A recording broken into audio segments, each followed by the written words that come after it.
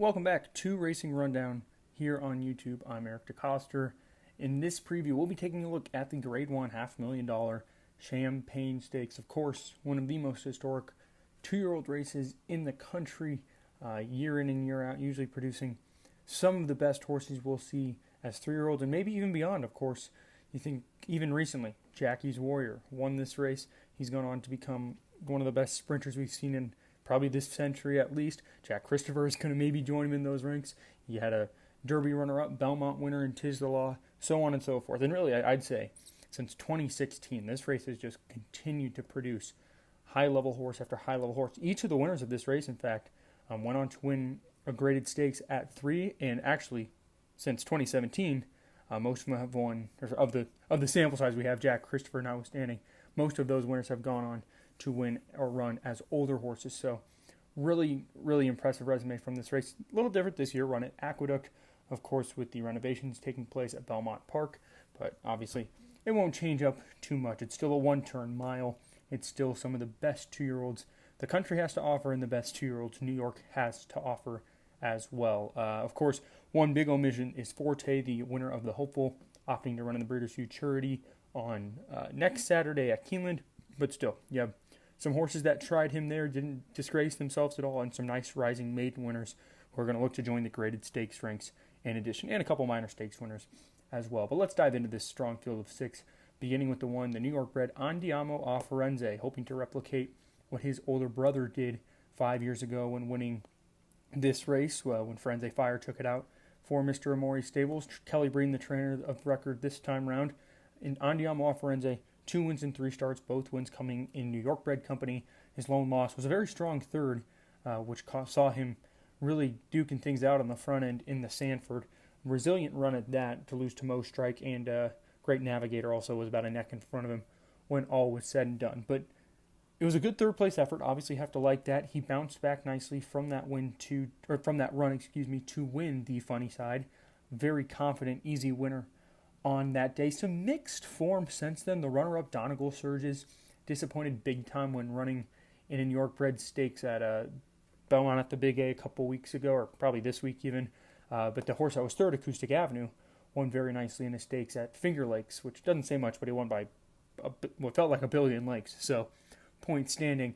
Mixed reviews from that race, but it didn't really matter. Andiamo a Firenze beat them by 5.5, took care of them convincingly, and he showed he can handle open company when running that good third in the Sanford. And the form from that race has been very, very strong. Obviously, the winner, Mo Strike, didn't do too great in the Hopeful, but I have confidence he'll bounce back from that. But Andiamo a Firenze still finished in front of Forte, who then went on to win the Hopeful. 5th was Curly Jack, who won the Iroquois a couple weekends ago. Further back, Major Dude was a good third in the Sapling Stakes. And then way towards the back, the winner of the With Anticipation at Saratoga at the end of their meet, Boppy O. So there's graded stakes form through and through. Have to like how well Andiamo a Firenze ran in there. I think the Sanford has already been a key race, and I think that'll stay true going forward. Andiamo a Firenze, big chance in here. I think he'll sit a nice stalking trip, which will benefit him in a race that seems like it has a good semblance of speed. 2, Top Recruit, kind of a similar pattern to our first horse in here, Andiamo a Firenze. A win, hitting the board in stakes, and then another win. He broke his maiden nicely at Churchill in a big battle, a nice 11-horse field, looked really good on the front end. Heavy favorite in the Prairie Gold Juvenile next out at Prairie Meadows. Wasn't able to get good early positioning because he was chasing a horse named Tyler's Tribe, who, if you're not familiar with him, get familiar with him. He's probably the fastest Iowa bred that's ever hit this earth, and he'll be pointing to the Breeders' Cup Juvenile Turf Sprint if all goes well on Saturday when he runs in the Iowa Cradle. So not too disgraceful to lose that race, but what was really impressive was goes to Ellis for the Run Happy Juvenile in mid-August for his next run, and wins there in a really tough stretch battle over Curly Jack, and they were 15 lengths clear of third place. And Curly Jack, who I already mentioned, came back to win the Iroquois in his next start. So some excellent form around Top Recruit. He's kind of flying under the radar, I think, into this race. Posted an 86 buyer in his last start. That's a co-highest among the last out runners in this field, ties with Gulfport, the 6th, likely favorite, who was second in the Hopeful. And as I mentioned, the form is already strong from that race. My concern is going out to the lead. See, as I said, there seems to be a good amount of early speed that's going to be signed on here, which is going to make life rather difficult for Top Recruit. However, I think on resume alone, he certainly fits amongst this bunch despite running in lesser races to this point. And also gains Irad Ortiz, which is a huge benefit at any time. Switching to Irad Ortiz, also him hopping aboard this horse has to make you feel a little better about yourself heading into this race. I don't know what the reasoning is, but Andiamo a Firenze is being ridden by Jose Lezcano when both of his wins were with Irad. And Irad's on top recruit here. My guess is going to be Irad took the commitment on this before Andiamo Firenze was confirmed for this race, but that's purely speculation on my end. Either way, an interesting note as we head into the Champagne. 3 is Verifying for Brad Cox. He'll look to win this race for the first time for the Coolmore Syndicate.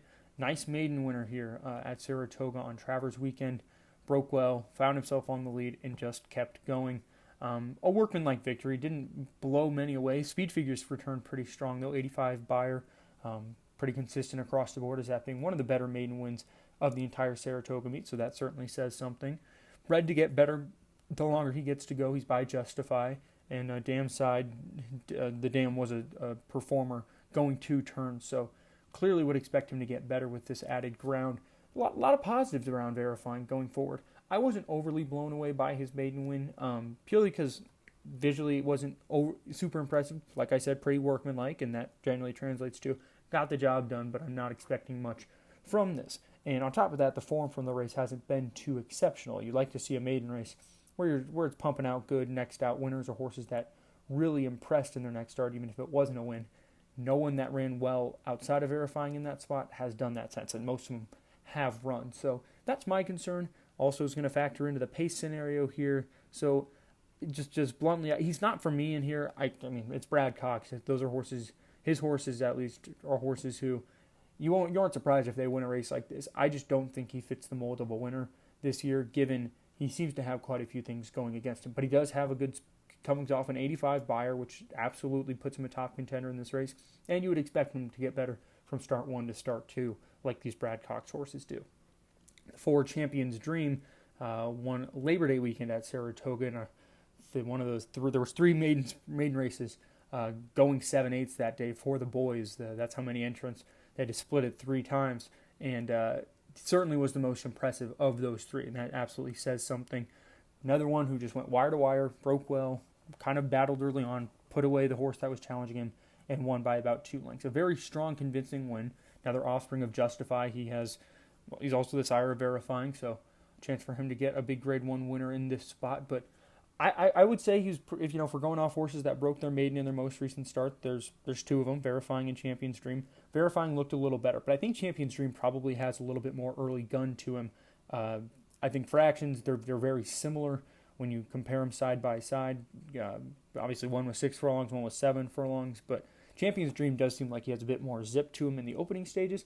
I don't know whether that translates to a horse who can win this race. I think it's going to be a pretty legitimate pace in the opening stages of this race, which doesn't bode very well for a horse like Champion's Dream. I mean, it's really hard, and I think it's pretty interesting. If you look back on, we talked about the history of the Champagne recently, a lot of the winners of this race are horses who don't have, or that do have graded stakes experience. They haven't been coming straight out of maiden wins. Now, of course, there's exceptions to the rule. I mean, Jack Christopher last year alone, but beyond that, a lot of those runners had some stakes experience in the past, and that does interest me a little bit.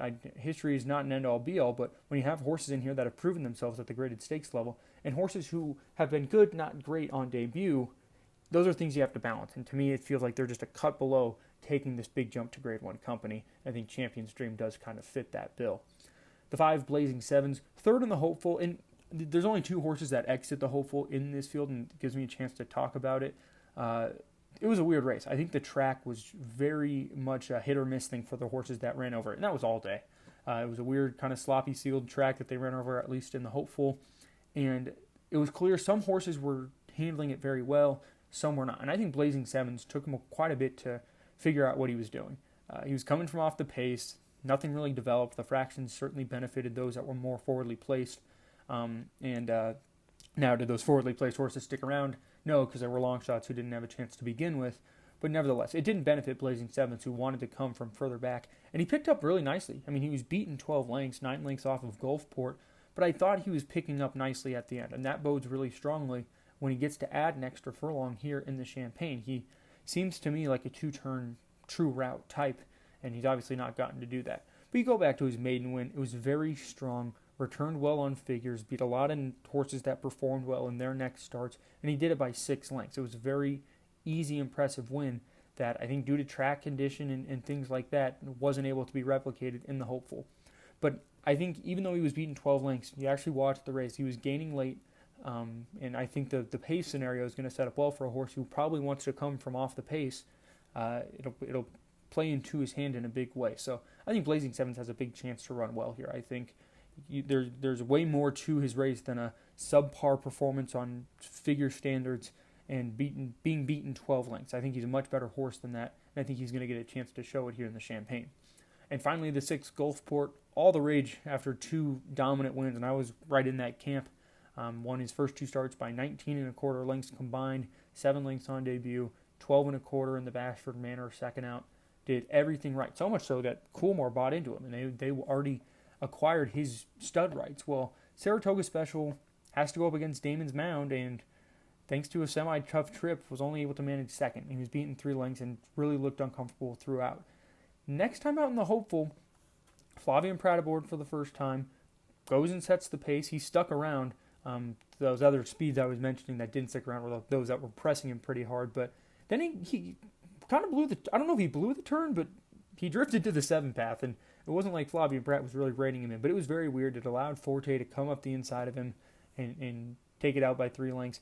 Clearly, Forte was better on the day. Now, I also think the track, probably not ideal. A fast track probably suits this horse and any horse that ran in that hopeful better. But at the same time, you do have a bit of concern for Gulfport having lost his last 2 starts and really not having a reason to believe he could have finished better than he did. He was second best on both days. And on top of that, Damon's Mound did not come back to do much in the Iroquois in his next start. And I don't know, Forte clearly already has some chinks in his armor because he lost to Sanford without many excuses himself. So a horse that looked so invincible his first 2 races has really struggled his last 2. I think he's going to find himself in a very hot early pace in this race with Verifying, Champion's Dream, and Top Recruit probably all being there. And listen, I think Andiamo a Firenze, if he's not able to throttle his speed, he's proven at times to sit just off of it, but it's not like he's going to be this horse multiple lengths off the lead. He'll be in touch with that first 4 as well. So it's going to be a quicker pace. I don't think that bodes well for Gulfport, who's